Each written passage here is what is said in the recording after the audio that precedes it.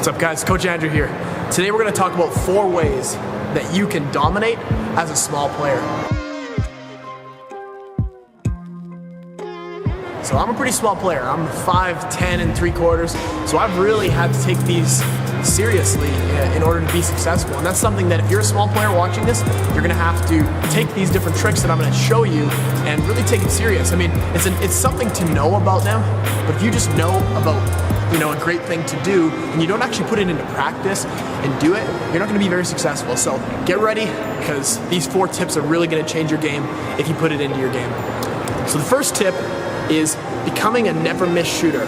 So what I mean by this is anytime you're in the game, you have an open shot, you have to be able to drill those shots. If you're open, if your man's hand is down, you have to be able to hit those shots. If you can't hit open shots and your team, your coach can't depend on you to hit key shots as a smaller player, that's a very tough point. That takes a lot away because it's tougher for us to finish inside. You have to be able to hit shots consistently.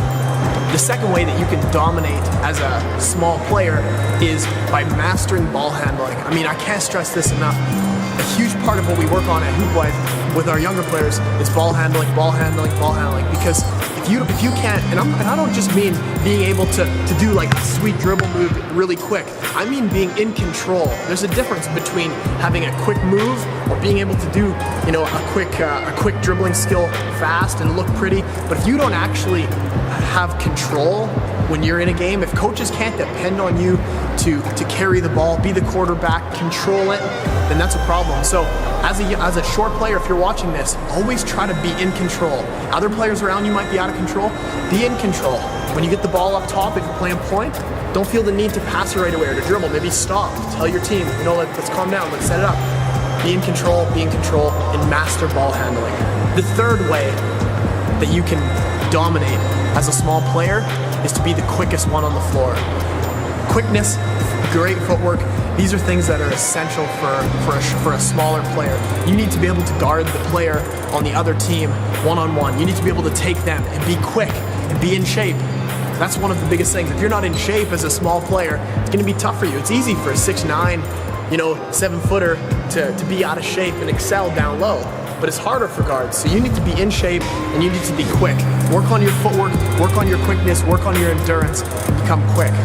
And then the fourth way, the final way to dominate as a small player is to be smart. You need to have basketball IQ. You need to know how to spread the floor. You need to know what are the right passes to make. So you might be thinking, how do I do that? How do I get to that point? This is the one piece of advice that I give all of our players. Study the game. And do not be a consumer of the game, but study the game. So if you're watching an NBA game, a college game, a high school game, a junior girls elementary game, it doesn't matter. You need to study the game and try to figure out, okay, what defense are they playing? What are they doing differently against this play when they do it this way? Study the game and be someone that your coach can depend on in situations, and someone that really knows and understands the game. Don't zone the game out.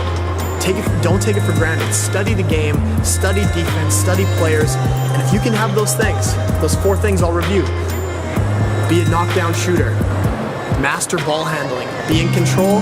The 4th way that you can dominate as a small player is to be smart. You need to have better basketball IQ than everyone else on the floor.